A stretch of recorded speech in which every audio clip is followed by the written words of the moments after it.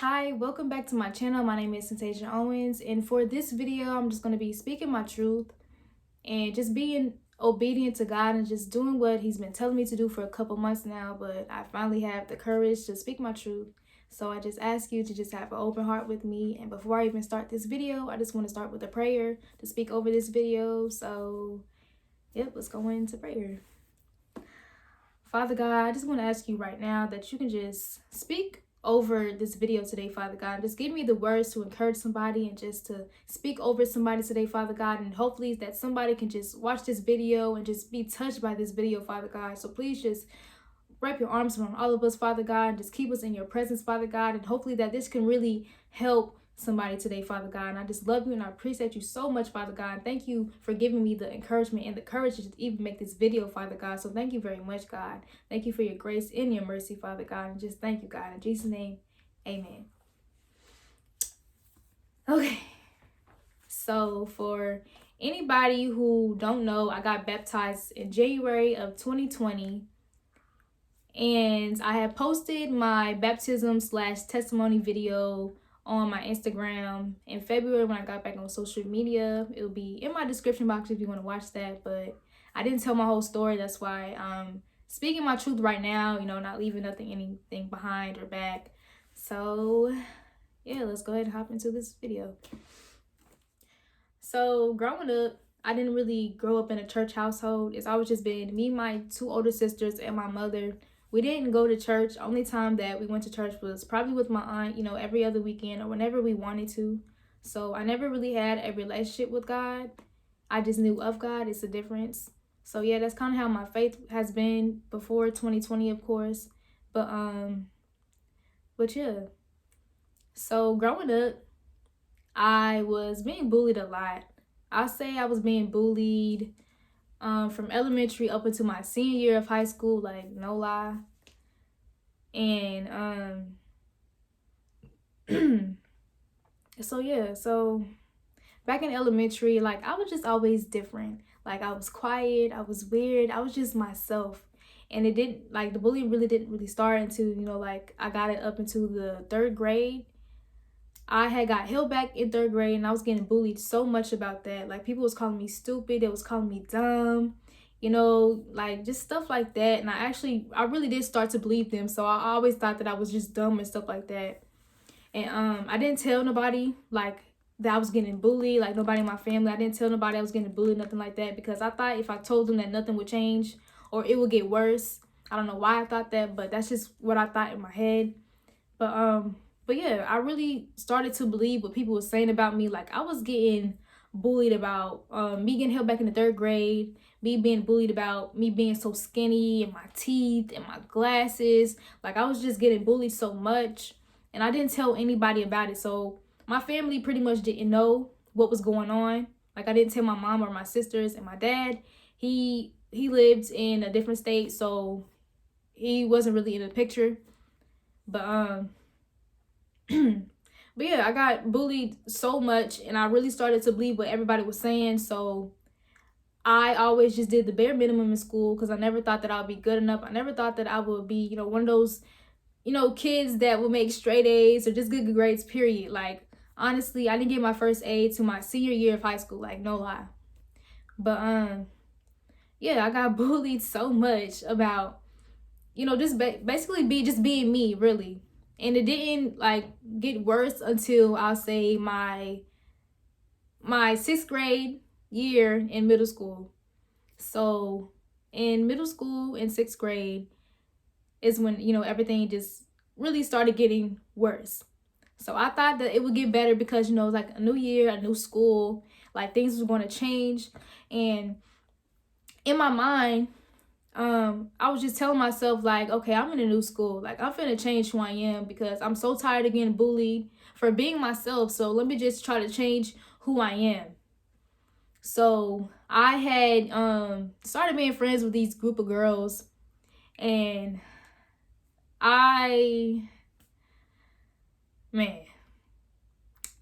So I had started being friends with these group of girls. And like I said, I tried to change who I was. So I try to, be cool and everything. I used to make jokes. Like everybody thought that I was funny. because really I was making fun of people. I wasn't actually being funny. I was making fun of people, and people thought that was funny. But yeah, so everybody, used to talk to me, and thought I was cool and stuff like that. But really what I was doing was bullying other people. But yeah, so while I was doing that, really was going on the bus is I was being bullied. So every day going to school would be these three girls on the bus. I think they were sisters, I don't know. But it'll be these three girls on the bus. They would just like take pictures of me, laugh at me, talk about my hair.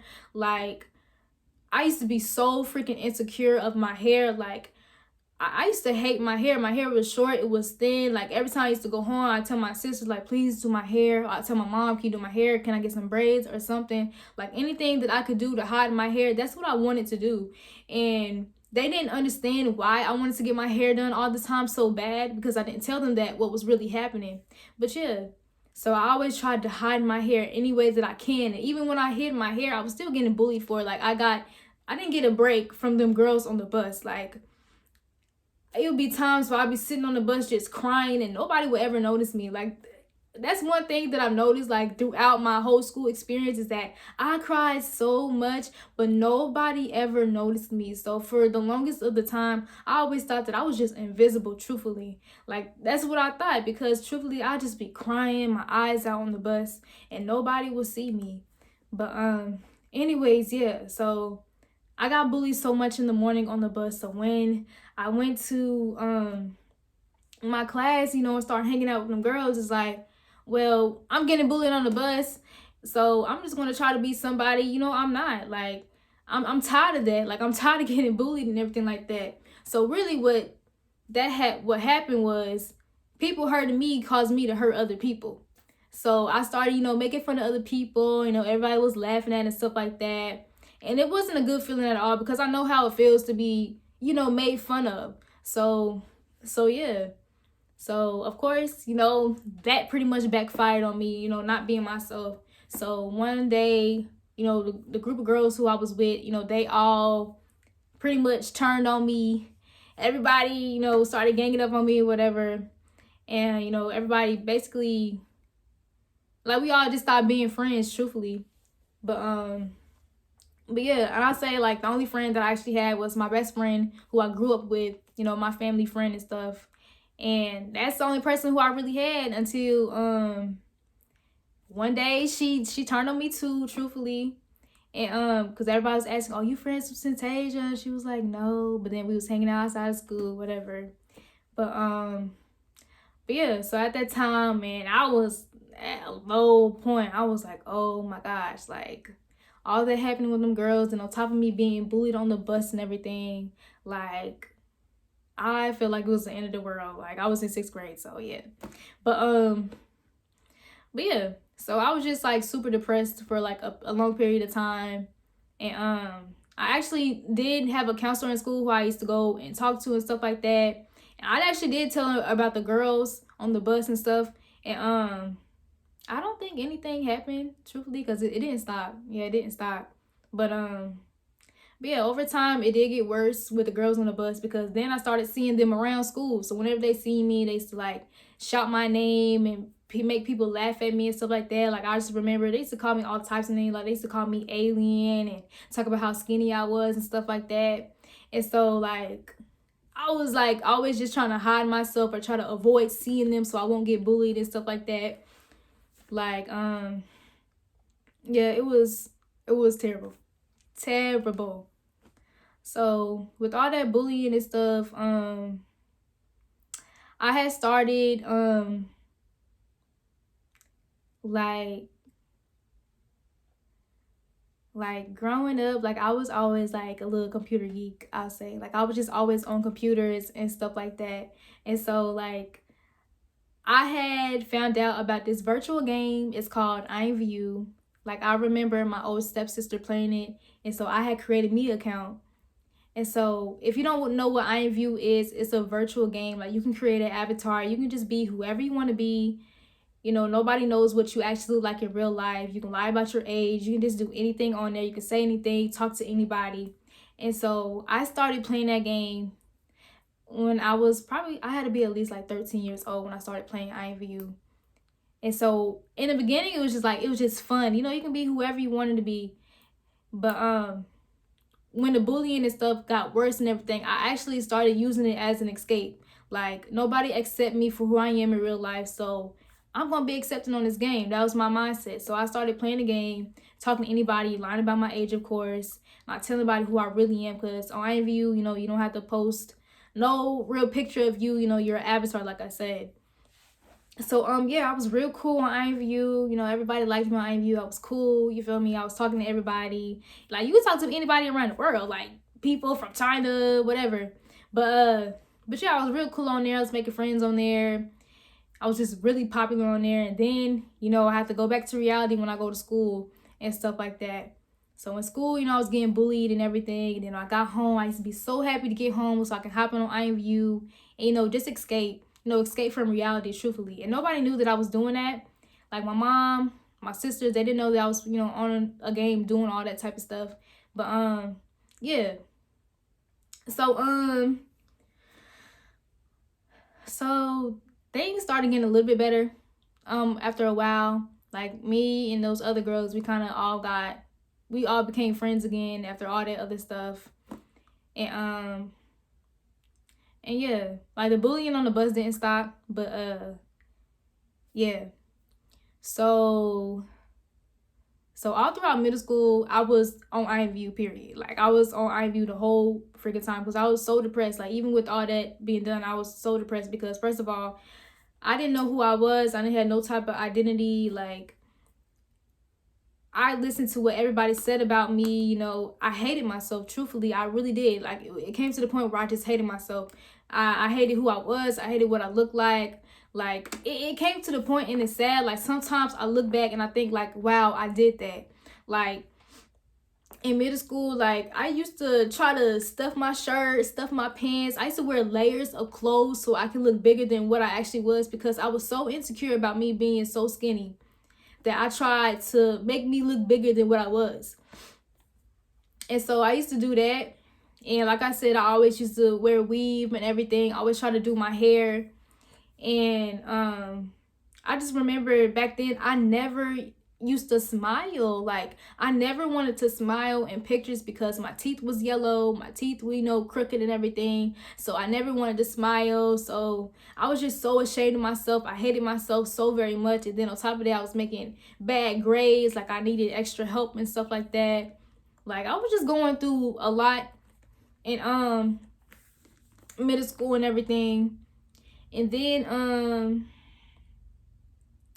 when I had got into high school, probably like my 9th grade year, yeah, it was my 9th grade year, that's when, like, everything, like, literally any type of self-esteem I had came crashing down.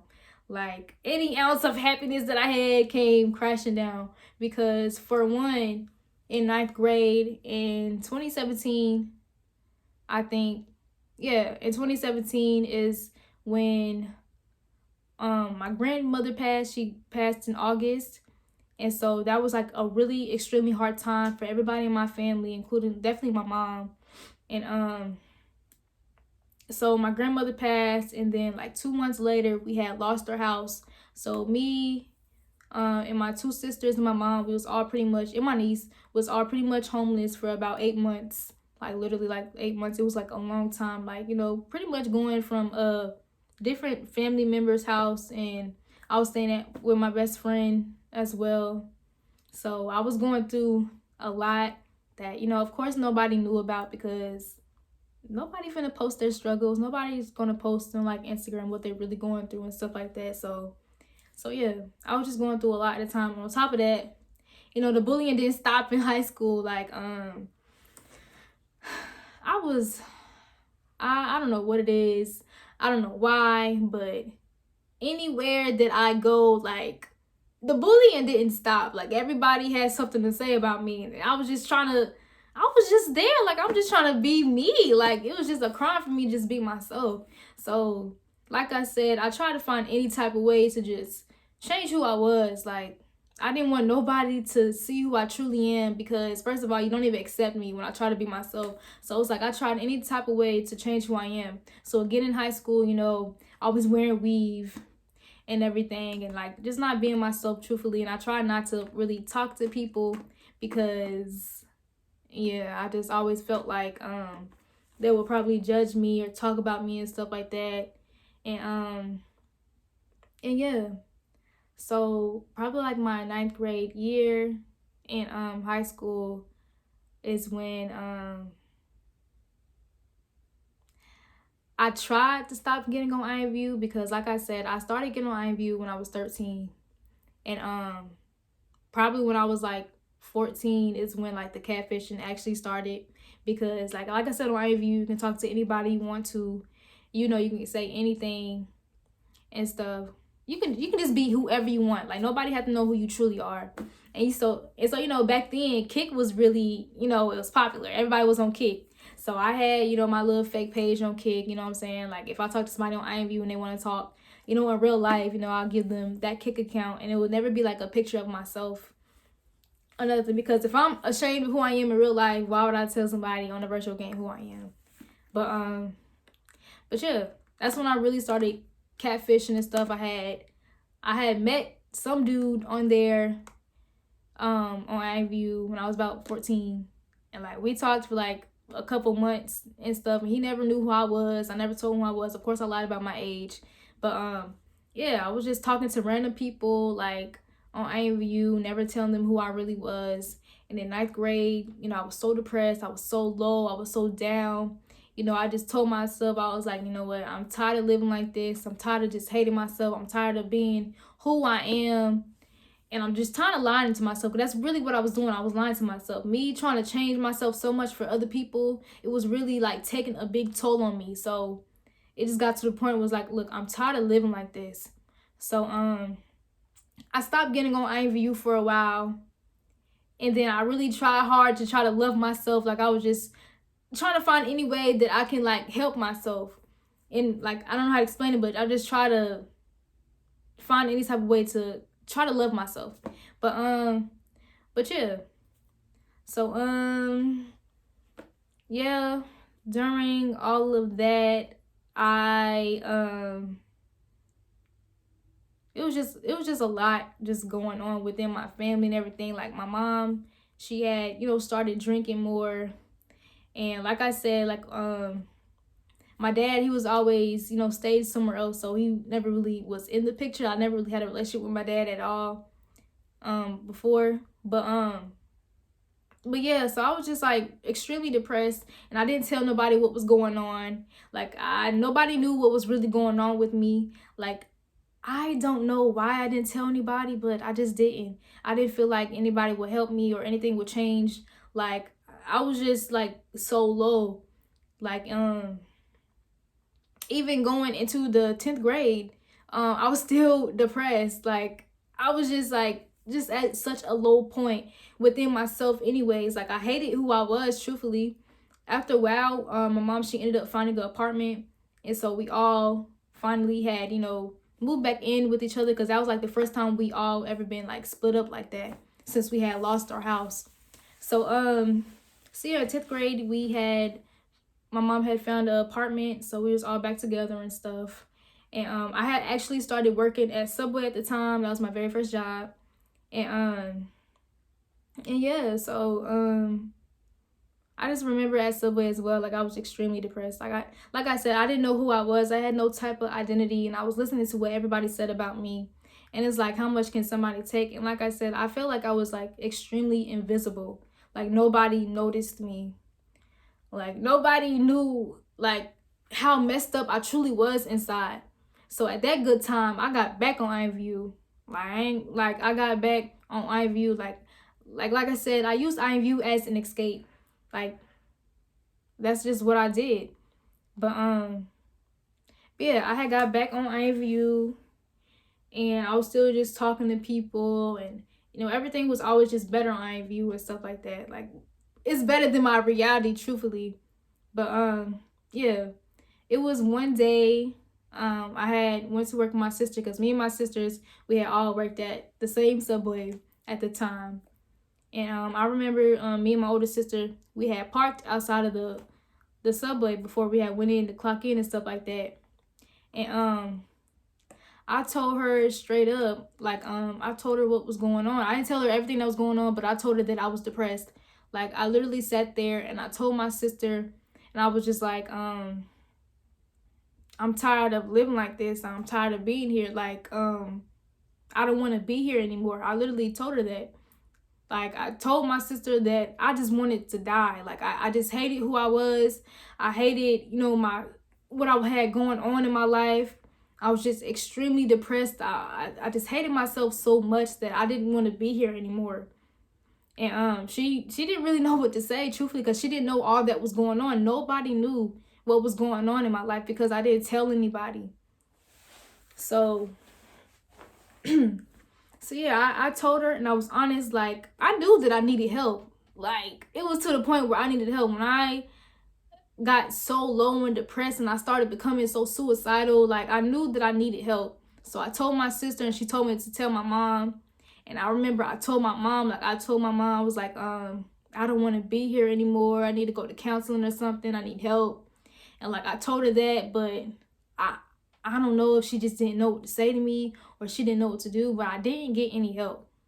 So all I really did was suck it up and just continue to live, you know, day by day. With that still being on, I was still depressed, still had the same things going on, still, you know, on IMVU, catfishing and everything, and I be who I truly am, just trying to hide myself, you know, just to be accepted. Cause that's the biggest thing that I, you know, was dealing with growing up, was being accepted. Like, I wanted people to accept me for who I was, but it was like, it was never enough. So yeah, I was just still depressed and just still going through the same things. And yeah. So after all of that, going up to my senior year, I had actually graduated early, but not really graduating early, but on time, because like I said, I got held back in the 3rd grade. But yeah. So my very first day of my senior year, I remember, like, I was extremely excited, to be honest, because like I was going to graduate on time. So I was extremely excited to, you know, graduate with my true class and stuff. So I was just happy to be in school. Things, like, I'm not going to say things got better, but I knew how to handle it. Like not, okay. I'm not going to say I knew how to handle it. I'm going to say that I was content with my circumstances. Like, me being at a low point, I was used to it. So it was nothing. You know, I've been depressed this whole time. It's cool now. Like, I'm just content with my circumstances. So yeah. So my senior year, my very first day, I don't think it was the first day. The first week. Yeah, it was the first week of my senior year. And I had went to my culinary class. And I remember this day like it's the back of my hand, because it took a toll on me. It truthfully did. But because I thought, you know, this is my senior year now, like, you know, all the bullying, just need to put that stuff behind me. You know, at this point, like, I'm not gonna get bullied anymore. Like, I'm a senior now. You know, this is my last year. Like, things, you know, needs to change, or things are changing and stuff like that. So in my culinary class, I was sitting next to this girl, and like my senior year, I had started like getting into like wigs and stuff like that. So like my very first wig, I was like, you know, let me put this little wig on for school and stuff like that, because like that was my first time, that was my first wig. But yeah, I was sitting next to this girl, and like I was on my Chromebook doing my work and listening to music, and I just noticed like the girl beside me and like another girl that was laughing and stuff like that, and then I can feel them tugging on my wig and stuff. And so I didn't do anything about it. Like, I just sat there and acted like I didn't notice them doing that, because I didn't know what to do. I didn't know what to say. And I was truthfully like, I didn't know what to do, truthfully. And so I just pretended like I didn't know what they was doing. And so they just kept laughing and talking about me and stuff like that. And then I had grabbed my phone, like still acting like I didn't notice them. I had grabbed my phone. I texted my mom and my sister. I said, and I texted. I was like, please come pick me up. I'm getting bullied. I'm tired of this. Come pick me up. Like I remember like everything that I said. And then my sister was like, I'm on my way. And then my mom, luckily she had worked down the street from my school, and so she had came in no less than 5 minutes. And then and I can hear, the office calling me for dismissal and stuff like that. And then I had, packed up all my stuff. And I remember like going to the office, like on my way to the office, it's like I was crying. I was bawling out, crying. But I tried to suck everything in before I had went to the office and stuff like that. Because one thing that I've always hated was crying in front of my mom. Like I hated crying in front of my mom.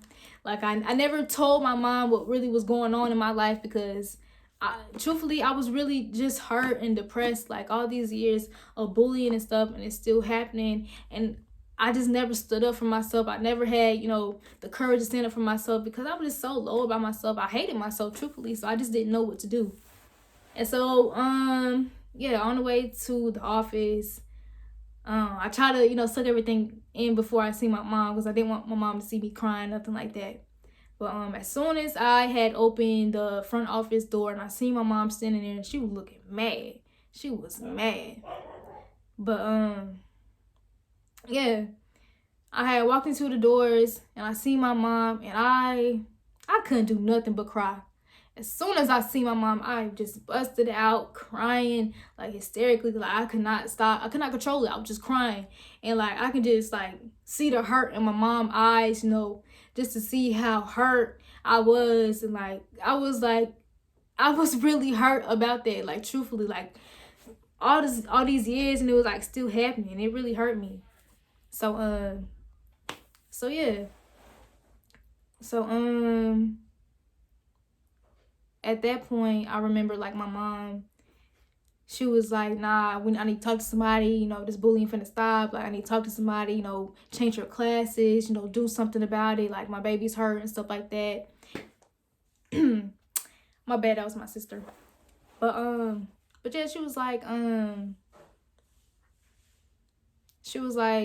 yeah, change your classes.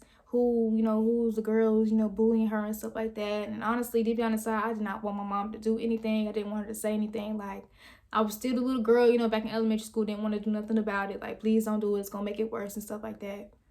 And so I ended up, getting all my classes changed, because I had to get my classes changed anyway to all senior classes. But yeah. So after all that, I'll say things did, get better bullying wise. Like all my classes had changed, and I didn't have any classes with people who used to bully me and stuff like that. But I was still like dealing with, inner issues, self-esteem, my worth and everything. I was still going through that. But but yeah. So my senior year, like I said, it did get better and stuff like that. Like I really started, that was like the best year I ever had in school, period. Like every year growing up in school, like it was just terrible, all the bullying and everything that's going on outside of school and home, because I had a lot of stuff going on at home too, and we'll get into that another day. But yeah, I still had stuff I was dealing with on the inside, but at that time I was just basically just shutting it out, just not thinking about what was really going on. And yeah, so after graduation and stuff like that, I was just working at Walgreens and Harris Teeter. I was just working there. So yeah, after graduation and stuff, I was just working at Harris Teeter and Walgreens. Yeah, I was just working there and stuff. And honestly, after high school and stuff, I didn't have any type of goals or dreams or nothing like that. Like truthfully, I was just living, just floating. Like that was just my reality, just living, like just going to work, going home. I didn't have any like dreams or goals. Like I said, like I was never one of those type of girls like, oh yeah, when I graduate, I'm going to this college, this is what I'm going to do, yeah, this is what I'm going to be, this, that, stuff like that. Like I didn't have like no dreams, no desires to do anything. Like, I didn't know who I was. I didn't know who I wanted to be, what I wanted to do. So I was just floating. Like only thing that I knew that I loved to do was help people, and I loved fashion. That's it. But I didn't know what to do. I didn't know who I was. I didn't know anything. So I was just floating and stuff. And so that really took a toll on me as well, because that's where comparison and stuff started coming in. I was seeing everybody else going off to college, everybody getting their cars, and I don't even got my license. Like I'm not even driving, I'm not doing nothing. Like I'm 18. Yeah, I think it was 18. 18, not doing nothing with my life. I feel like I was so far behind. Like I got nothing going on in my life. And yeah. And so at that good time, I was still depressed. Of course, like that wasn't going anywhere. I was still depressed, still dealing with the same things I had going on. And I was back on IMVU, because my reality, nothing going on. So I hopped on IMVU and stuff, and I just remember just playing on there. And yeah, so the beginning of 2019 in January, I had met this dude on IMVU in January. Yeah, January 2019, I had met this dude. And we was just talking, we were just cool, we were just cordial. We started talking on IMVU. And then like we were just cool, just talking on there and stuff. And then I remember one day, he had asked, like to FaceTime. So my heart was beating. I was like, oh my gosh, like you want to FaceTime? And so I was like, yeah, okay. Yeah, we could FaceTime, And so I gave him my number or whatever, and I was like waiting for him to call me. And so he ended up just calling my phone. Like he didn't FaceTime me, like he just called me. And so I was like, whoo, because I was nervous. Like, oh my gosh, because I just never been a person, still to this day, I don't really like to FaceTime, but I do. Like, I never really been like just on the phone type of person. Like, it's just not me. But yeah, we were just talking on the phone for like a whole month, just talking on the phone. And then, one day, he had asked, like for me to send him, basically for us to see who we are, in real life, whatever. So like exchange pictures and stuff like that. And so when I say I got so freaking scared, like I really started like having a whole battle in my head. Like, what should I do? Should I send a picture of me or somebody else? Like I was really battling with that, because like in the back of my head I was like, man, I've been doing this for how many years? Like I'm tired of this. Like just be yourself for once. And then on the other side, it's like I was just doubting myself, like, oh my gosh, he's gonna think you're ugly, he's not gonna accept you, he's not gonna like you and stuff. And so like I literally like 2 hours of me just battling in my head, like what am I gonna do? And it's like, y'all don't even understand how how serious that was for me to battle with myself about being who I truly am. Like, no. But yeah, so I ended up sending him a picture of somebody else, because I convinced myself that he wasn't gonna like me, he wasn't gonna accept me for who I was and stuff like that. So I sent him a picture of somebody else, and we continued to talk for like months going on and months. Like we never FaceTime, we were still just on the phone and stuff like that. And whenever he did ask to FaceTime, of course I made an excuse, because first of all, I've already lied to you. I'm already not being truthful to you. So it was like I just kept up with the lie, and it was like eating me up, because first of all, I was still dealing with, the depression with my real life. And then on the other hand, I'm over here lying to you, and I actually really did like him. Like for the first time in my life, I actually, liked somebody. But because back in the day, like I just entertained people, really didn't really have a real interest in people. But yeah. So months and months of us just talking, not FaceTiming, and me continuing to lie to him and stuff. Like it was really eating me up. Like it was eating me up. because after all that time, I actually, fell in love with him and stuff like that. Like, he was my very first love. Like, my very first love. And my first love should have been me. My first love should have been God. Like, but anyways, yeah. So, throughout all that time, I was just, going through stuff. And, like, I always been, the type to journal. So, I always used to journal, any type of thoughts that I had, or that's just the way that I coped, honestly, was journaling, because I didn't have nobody to talk to about it. Like, my best friend didn't know what I was doing at. My family didn't know that they would hear me on the phone with him, like talking to him and stuff like that. They know that I'm on the phone, like, to them, like, I'm just talking to somebody that I know. But in reality, I'm talking to somebody that I'm lying to. So yeah. We actually yeah, we were together for at least 2 years. Yeah, 2 years. Like, I catfished him for a year. Let me say that. I catfished him for a year. But yeah, so all that going on, me lying to myself, me lying to him, me lying about who I was, it was eating me up. So and on top of that, like, it'll be times where, like, hey, let's meet up, let's finally meet in person. I always had an excuse, of course, because I was lying to him. So it's like, how am I going to do that when I'm lying to you? And, like, it would be times when I wanted to tell him the truth, but it's like I start doubting myself. Like, girl, don't do that, because you already lied. No, keep up the lies, stuff like that. And so really, like, I was really just in bondage in my head. Like, I doubted myself so freaking much that it was just eating me up. And it's like, I didn't know how to get out of it, because in my head it was like, well, I already done did this. Like, I can't stop now. And on top of that, I was still just depressed. I didn't know who I was, no identity. Like, I just didn't know what to do. As I was just at the point of my life where it's like, I'm just living. Like, it's whatever. But yeah. So coming to December of 2019. Yeah, December of 2019.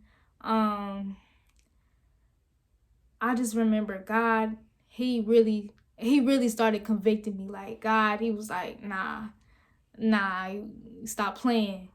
And so I honestly, like, for like months before that, I was running from God, because through that whole time, like, I was like, man, I just want to get closer to God. I need to stop this. Like, how did I even come to this? Like, I'm tired of living like this. Like, I want to change my life. But I didn't know how, because I thought, because everything that I've been doing, everything that I've done in the past, like, every sin that I've committed, like, I can never be forgiven for it. God will never accept me. Nobody will ever accept me for what I did. Everybody's going to judge me. And so, yeah, so in December of 2019, that's where things started changing, truthfully. So, in December, it was his birthday, and, like, he wanted to come see me for his birthday and stuff like that. And so I was like, and I was, in a month before that, I was already telling myself, like, I gotta break up with him. Like, for one, I didn't want to tell him that I catfished him. I just wanted to break up with him, and hopefully that, everything just die off. He'll forget about me and stuff like that. That was my plan. Like, I wanted to take all that to my grave. Like, I didn't want to tell nobody what really was going on. So I just wanted to break up with him and, keep it pushing. But yeah. So, yeah, before his birthday, I was trying to break up with him, but of course, he was talking me out of it. And of course, I didn't tell him what was really going on and why I really wanted to break up with him. But yeah. So it literally took me like a whole week to break up with him. And of course, I had to break up with him on his freaking birthday. Guess, I know, I broke up with him on his birthday. But yeah. So the day literally after his birthday, I had went to church. It was on a Sunday. I had went to church. And honestly, like, I was just so freaking depressed, because for one, like, I was so attached to him, like, mentally, even though I never seen him in person, even though I never met him. Like, I knew what he looked like. Like, he ain't lied about himself, but I was the one lying. But yeah, I got mentally attached to him. Like I said, like, I had fell in love with him. That was my first love. And so I was, like, so attached to him. So when we broke up, it felt like a piece of me done broke off. Like, it literally felt like I was dying. when we broke up, and I'm the one who broke up with him. So I was really going through it. Like, I was really extremely freaking depressed. And so I was just like, nah, I need to go to church. I need to go to church. Oh yeah, and on top of that, like even like weeks before that, before all of that happened, like I remember just being at work, like random people used to come to my job, you know, just talking to me about God, like, oh, come to my church, come to my church. And I was like, oh my gosh, why is all these people telling me to go to church? And so really that was God telling me, like, come on home, like you need to come on. And so finally, after I broke up with him on his birthday, the day after that, I was just like, I need to go to church. I need God to tell me something. Like, I need to go to church. I need some type of hope. I need something, because I'm tired of living like this. Because at that point in time, that even a month before that, I was, you know, becoming suicidal again. I didn't want to be here. I didn't even, like, it was days, like plenty of days growing up, period, that I just didn't want to wake up in the morning. I didn't want to be here. So yeah, so I had went to church. And like I said, I didn't tell nobody. Nobody knew what was going on in my life. Nobody knew what was actually happening in my life. So I had went to church with my aunt one day, the day after his birthday. And she didn't know what was going on. Nobody knew, like I said. And so when I had went to church and everything, you know, the pastor was preaching and everything. And I remember this day like it's in the back of my head, because God, that's when God started really working on me and stuff. But yeah, so the pastor, he was preaching and everything, and then he called me out. Like, he called me out. He was like, I don't know what's going on in that young lady life, but I'm just hearing from God. Somebody hug her, somebody touch her, somebody, you know, just put your hands on her. And then my aunt got up, she hugged me, and I couldn't do nothing but cry. Like, truthfully, I couldn't do nothing but cry.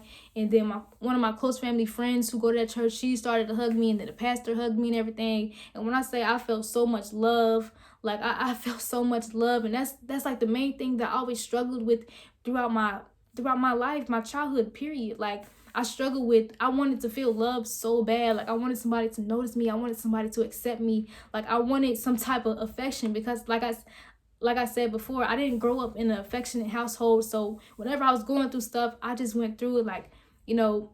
And especially with, you know, growing up in a Black household anyways, you know, you always hear that saying, what goes on in this house stays in this house. So mentally, I just knew how to shut up. Like, I didn't speak. Like, I just kept everything bottled inside of me and stuff. So yeah, I was just feeling so much love, and I can really feel like the Holy Spirit inside of me. I can really feel God touching me. Like, and I went to sit back down after all of that, and I couldn't do nothing but cry. And I don't know how to explain it. Like, it's an unexplainable feeling. Like, I just felt his presence. I really felt God's presence within me. And so the preacher, he was still preaching, and then he called me out again. He said, I don't know, God's still speaking to me. He said, you know, somebody touch her back, somebody, you know, hug her again.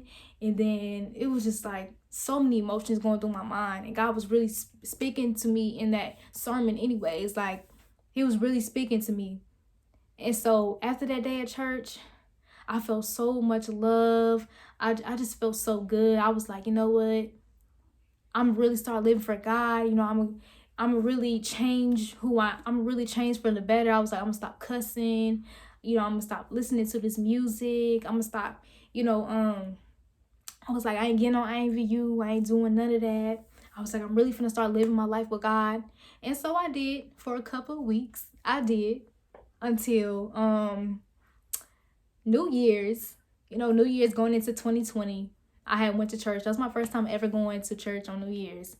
But yeah, so me and my mom had actually went to church on New Year's, and like it was like amazing. Like I just felt so good those couple of weeks. Like, even though I was going through all that, after that encounter with God, I was feeling good. I was like, you know what? I'm living for God, you know, I'm feeling good. And so yeah, on New Year's, we was all me and my mom was in church, you know, everybody having a good time, and you know, and midnight, I had got a text message, and it was from my ex, you know, the dude from IVU who I catfished. It was from him, and I ain't gonna lie, I was missing him. Of course I did. Like I said, I was very much attached to him. So, and we talked every day. Like, we was on the phone, like, no lie, 24/7. Like, we could be on the phone for days, and it was like, now that I think about it, it was extremely unhealthy because first of all, we ain't had nothing to do, that we just on the phone all the time. Like I said, I didn't have no goals, no dreams, no nothing. And yeah, and I can say now that we really did have a connection because we were both like very dysfunctional. Like we shared the same dysfunction. Like that's what we had in common. But yeah. Anyways, I got a text from him. He telling me Happy New Year and stuff like that, and I told him the same. And then it ended up for us, having a conversation, and then it turned into another conversation until it turned into a phone call. And so by that good time, we just started back talking.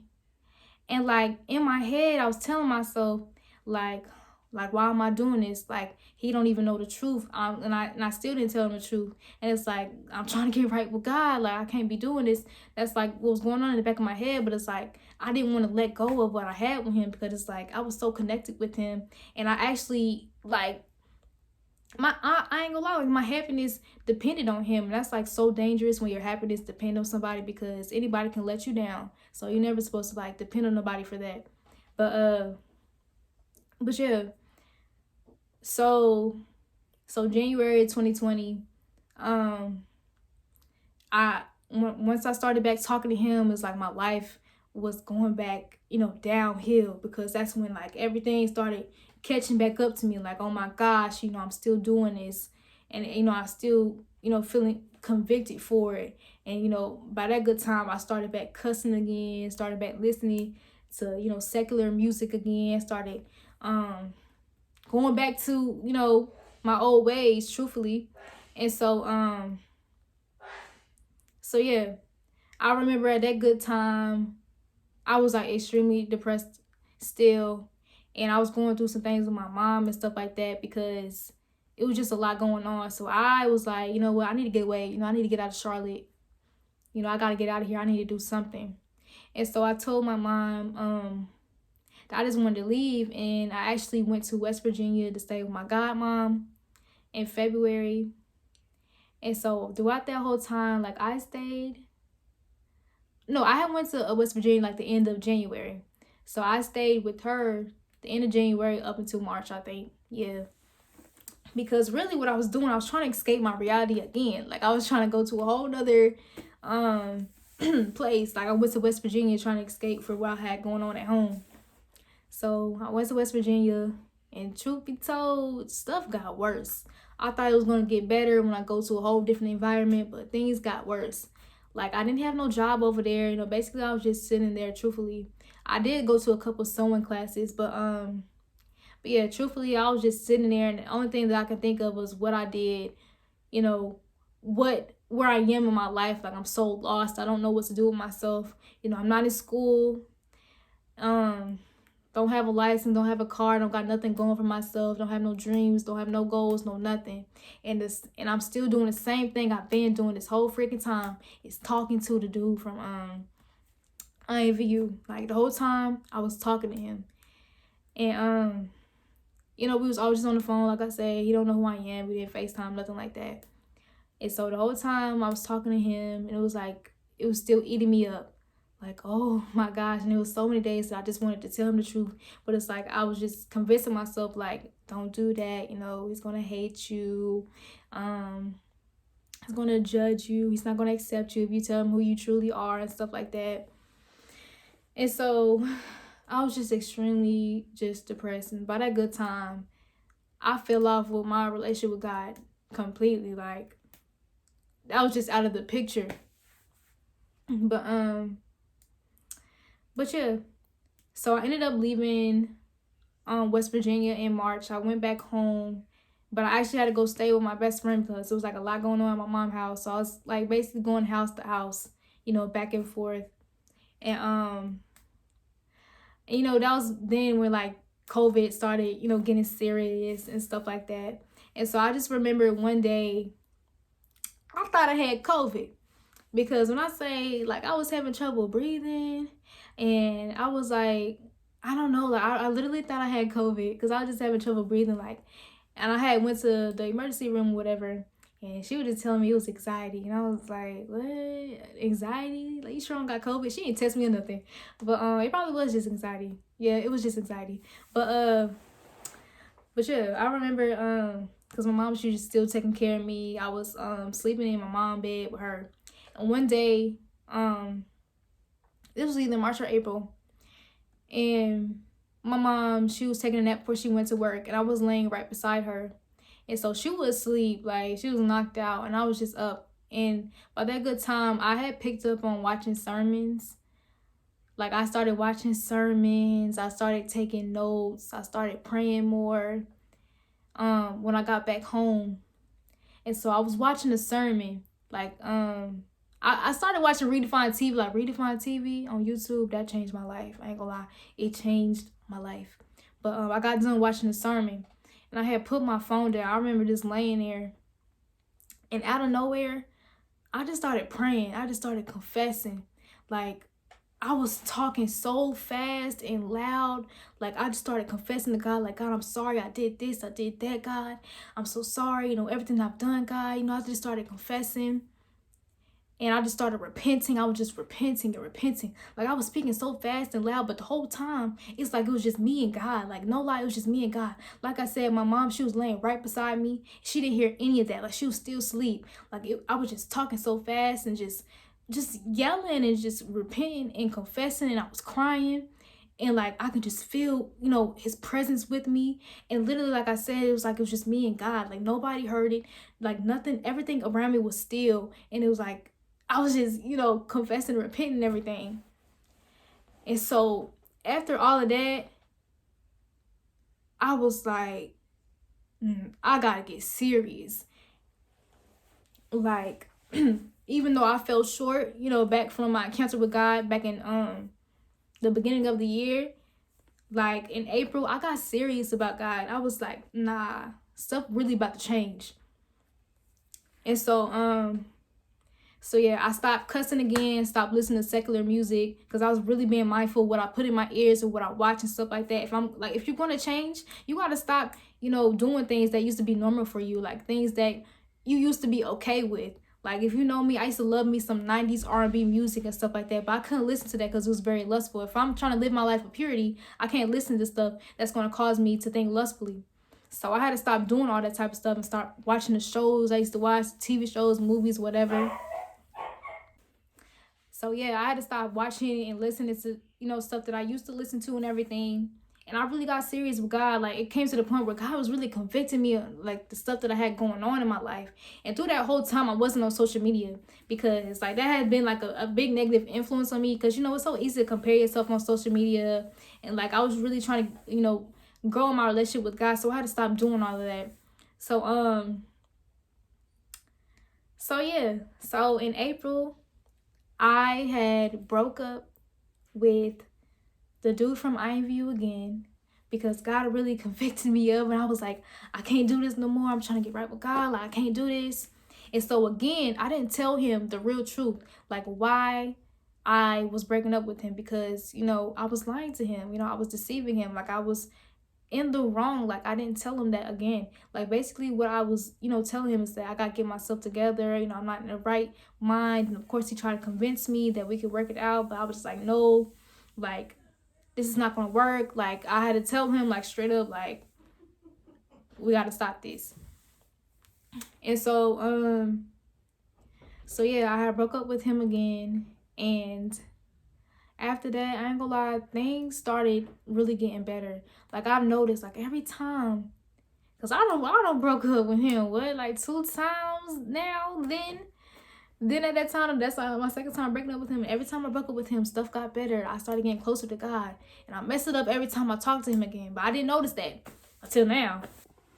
Okay, sorry, I gotta finish it in the car. But so yeah, every time that I broke up with him, I noticed that things got better. So yeah, after all of that, I really started, getting closer to God. I was really big on my sermons, reading the Bible, and just really being consistent with it, like with all of that. Like, I really started to change. Like I changed completely, to be honest. Like, I really started to change. Like, people would notice it around me and stuff like that, like, especially like my family and stuff like that, because, you know, I don't agree with the things that I used to be cool with and stuff. And so, yeah. So we were still, you know, in the apartment by then, you know, everybody. But by that good time, you know, my mom lease was coming up and stuff. And so we all had to figure out where we was about to go and stuff. And mind you, back on New Year's, when me and my mom went to church, the preacher, the pastor, he had told us, he was like, you gonna get your keys in June. That's what he said. He literally said, you gonna get your keys in June to her house, because that's what she been working hard for, to get her house again. And so he told her he was gonna get her keys. And then he told me, he was like, I see big things coming to you. He said, I know God got something planned for you in June and stuff like that. When 2020 period, he said God got big things coming to you. And at the time, I didn't know what he was talking about. You know, preachers be like, yeah, you know, big stuff coming to you, stuff like that. I wasn't really listening. I didn't really, you know, I heard him, like, I believed what he said, but it was like, you know, everybody say that. But and then, you know, coming to May and June and stuff, my mom, she had got the keys to her house. Like, we had found a house and she had got the keys to her house. Literally, like, this was probably like a couple weeks after I had broke up with him. My mom had got the keys to her house. And so we had moved to Pineville and, you know, in our house and everything. And, like, stuff just got better. Like, my other two sisters, they had got their apartments. And so they got their apartments. And then me and my mom, we had moved to Pineville and stuff. And so, like, stuff just started getting better, like, truthfully. Like, I was just getting stronger and stronger in my faith and everything. And me and my mom, our relationship got stronger and stuff. And I remember I was definitely talking to my dad a lot more. Like, my relationship was getting, you know, better and stuff. And I actually had got closer to my friend from Walgreens. Like, we never used to be close before, and so I got stronger in my faith. But yeah. So at that good time, you know, I was really, you know, building my relationship with God. And, like, I was really, like, I was on fire with God. Like, you know, like, you will not understand, like, how much joy it is to be on fire with God, and to, like, you on fire with God. Like, it was just, like, a great feeling and stuff. And so, yeah. So I actually, you know, signed up for school, you know, I was getting my life together, you know, I started driving more, you know, working towards getting my license and stuff, you know, and working on, you know, my goals and my plans and my dreams and stuff like that. And I started working at Plato's Closet, and going up to my birthday, July 7th, July 7th, 2020 was the best birthday I've ever had. No lie. The best birthday I've ever had, because every single year on my birthday before 2020, like, I would have a breakdown because I was so unsatisfied with my life. I hated who I was. I would always cry every year on my birthday. Like, not one of those, you know, drama queen, you know, birthday things. No, I had a breakdown because I was just so unsatisfied with my life. But 2020, July 7th, I had a breakthrough. Like, I had to thank God for everything he done for me, because, man, if it wasn't for God, ain't no telling where I would be, who I would be. So, yeah. So, oh, yeah. So, before my birthday, I had met this girl on YouTube. We had connected through a comment on this sermon. And let me say, she has been such an absolute blessing in my life at the time. We don't talk anymore, but I know for a fact God had placed her in my life at the time, and it changed everything. So we started talking, and we had so much in common and stuff. Like, we was just, just talking, talking about God and everything. And she was helping me and everything, because we've been through similar problems. Like, she had, trouble with talking to men online and stuff like that. But yeah, so she was the first person who I've ever told, like, everything to. Like, she was the first person who knew that I was catfishing. She was the first person to know that, everything that I've did. Like, she was the first person I've ever told, because it was like 4 a.m. on my birthday, I could not sleep. Like, no lie, I could not sleep. Like, God would not let me sleep. Like, I was just up. And I had called her, and luckily she was up. I know, like I said, I know God placed her in my life for a reason. But she was just talking me through, and I was like, look, I gotta confess. Like, I have to tell the dude from IMView what I did. I have to confess. Like, I have to tell him everything. And it was like one of the scariest things that I've had to do. But I was like, I can't do it. I can't do it without, like, I can't go to sleep without telling him what happened. And so she was basically, encouraging me and walking me through it and stuff like that. She was like, yeah, you gotta do it and stuff and everything. And like, I was even trying to, like, I didn't even want to say everything. She said, nope, you gotta tell him everything. Tell him that you lied about the pictures and everything that you did.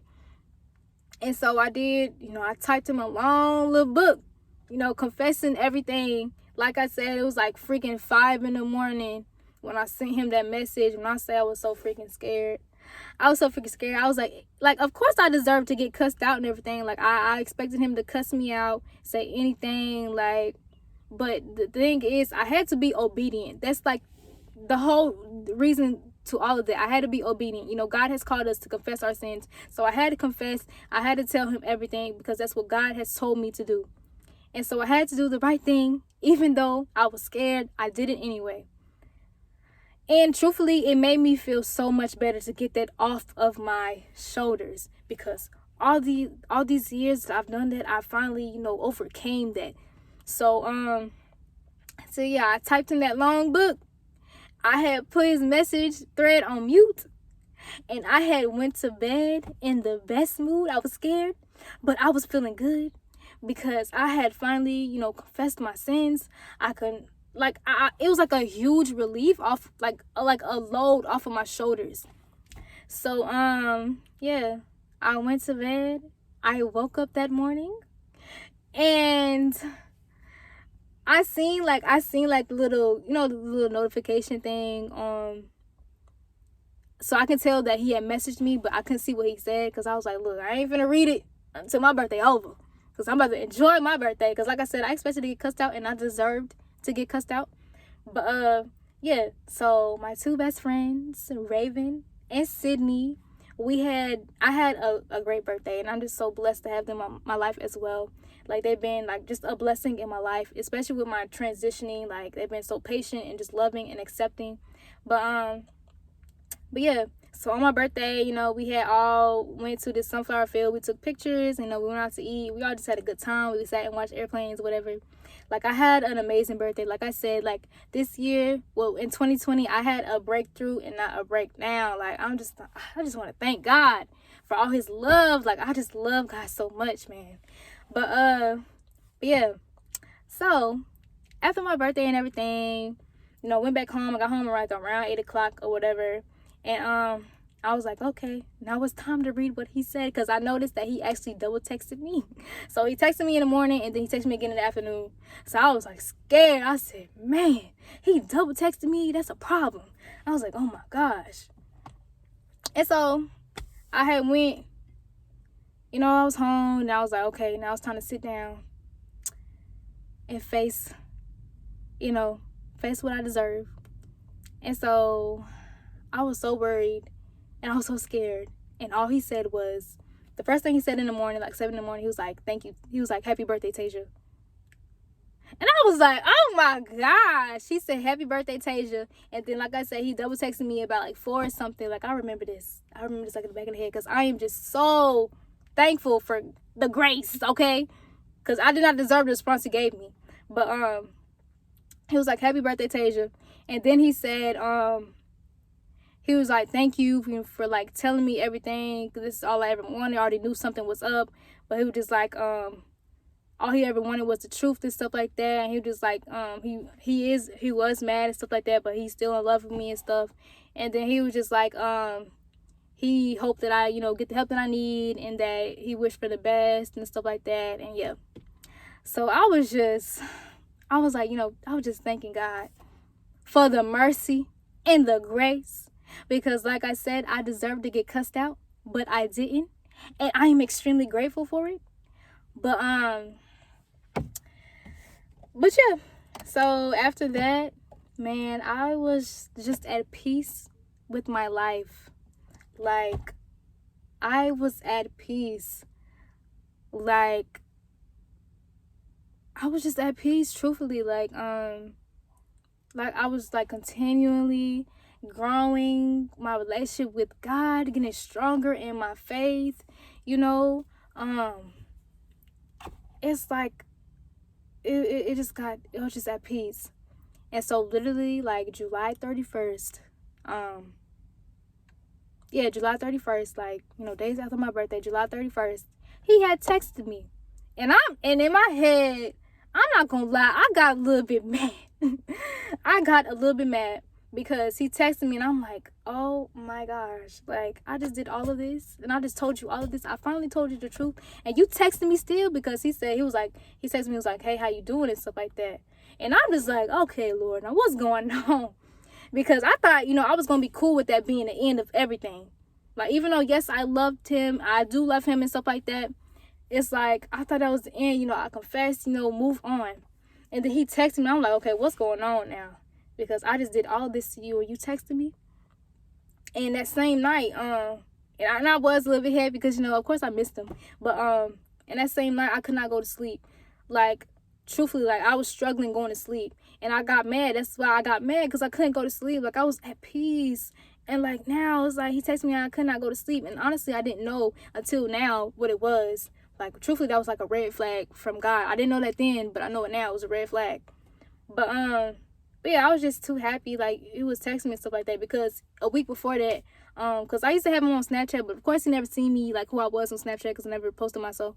But that's when I started posting myself, since he knew the truth. And, like, he had responded, he had slid up on my story on Snapchat. He was like, you're still beautiful. And, girl, I was happy. I was freaking happy. But like I said, I didn't expect to ever talk to him again.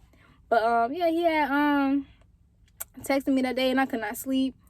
And then, you know, we was just continuing to text.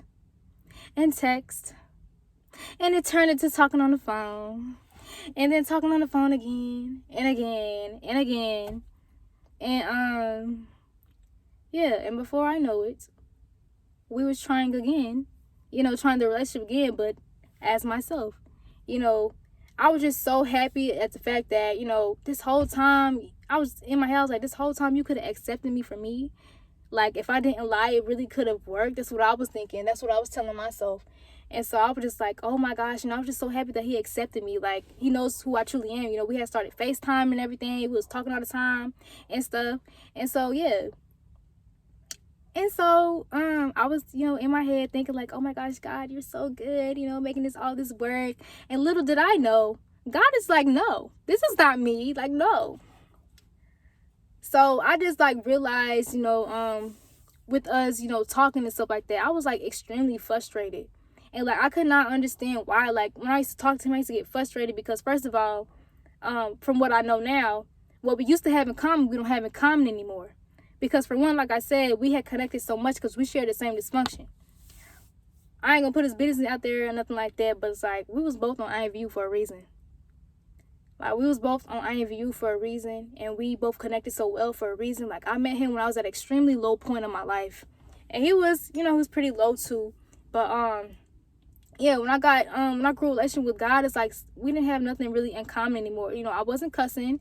I wasn't listening to the music that I used to listen to. I definitely wasn't on IVU anymore. Like, it wasn't me anymore. So it was like, he would have to get to know me again. Like, even though he didn't exactly know who I was before, it's like, you definitely don't know me now. Now that I have a relationship with God, you definitely don't know me now.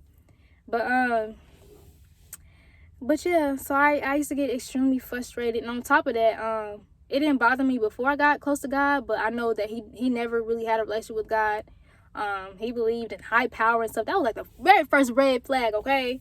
And I tried to ignore that because, you know, me being me, I thought, well, you know, if God did this for me, I know if I just, you know, be a light in his life and maybe he'll change. Like, I thought that I could change him, and God was telling me, you know, that's not my fight.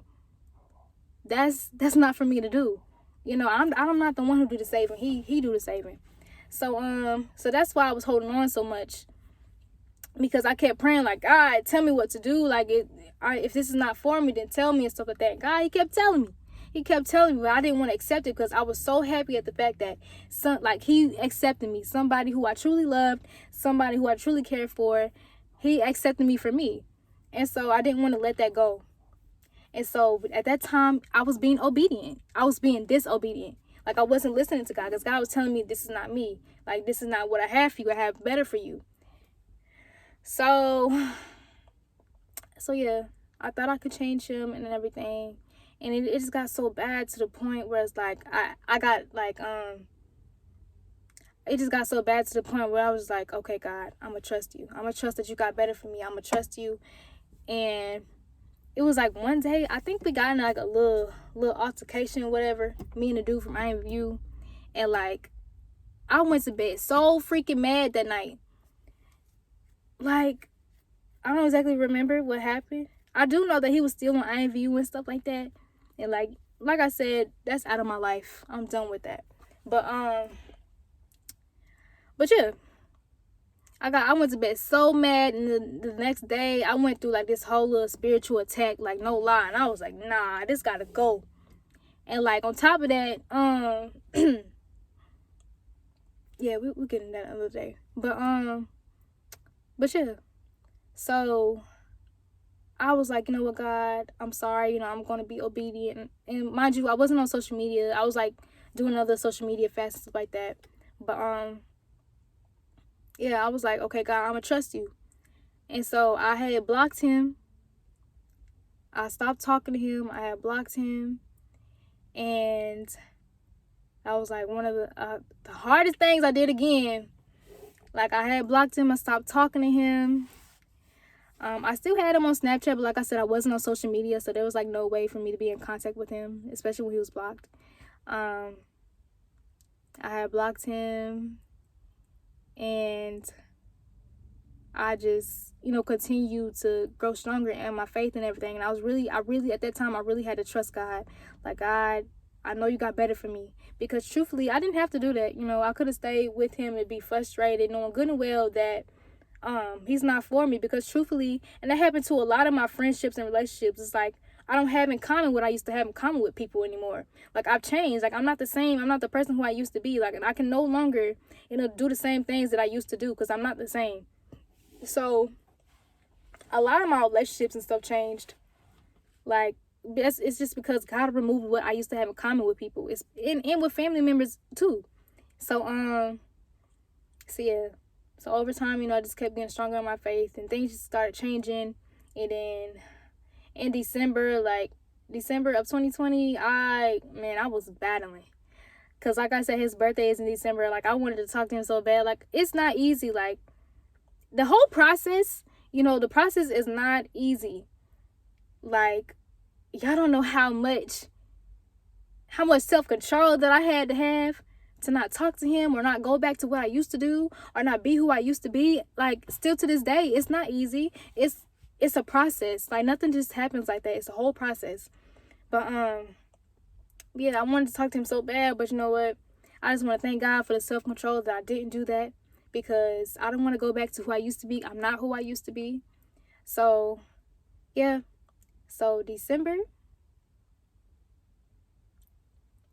it was hard, but in January, honey, I publicly gave my life to God, okay? I got baptized, and I shared my little testimony, and I was just feeling so good. Like, oh my gosh, it was like just the most amazing, like the best thing that ever happened to my life was really growing a relationship with God. That's the best thing that ever happened to my life, because when I say the route that I was going, when I say everything that I've ever done, I wanted to take to my grave, and God had other plans for me, and I know for a fact, and I already got confirmation, God is going to use me, okay? God is going to use me to help other people. So yeah, all of that was going on, and things, you know, I'm not going to say that everything is just better, because that's not what happens when you follow God. Like, things don't get better, but you learn how to handle it better. I'll say that, because I'm no longer trying to figure things out by myself, because I can't do everything alone. That's like one thing that you really have to realize. You can't do this by yourself. all this stuff that goes on in life, you can't do it by yourself. Like, you need God, okay? But so yeah, just I just can't go back to who I used to be. I can't do the same things that I used to do. I'm not who I used to be. I'm not. I just can't go back. I can't go back. I won't go back. No matter how hard it gets, like, no matter, it's a process, okay? It's a process.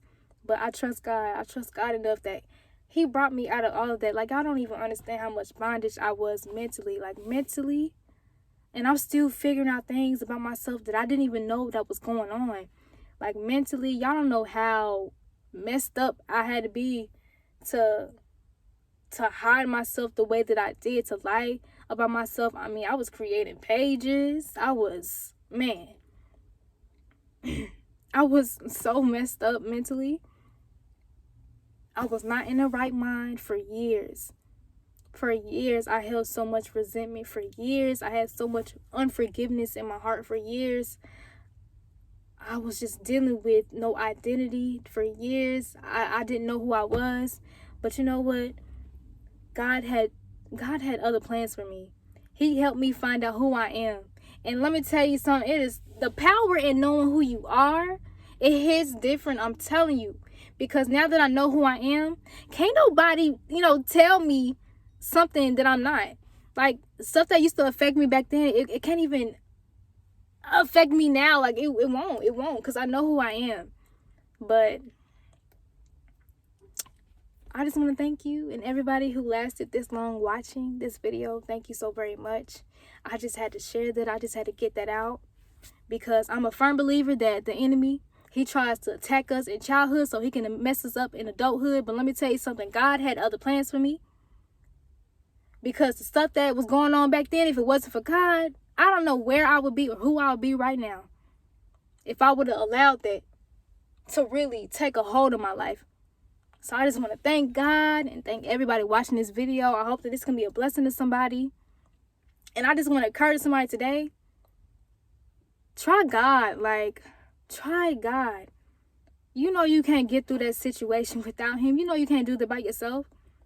I mean, for years, even myself, I was running from God. So,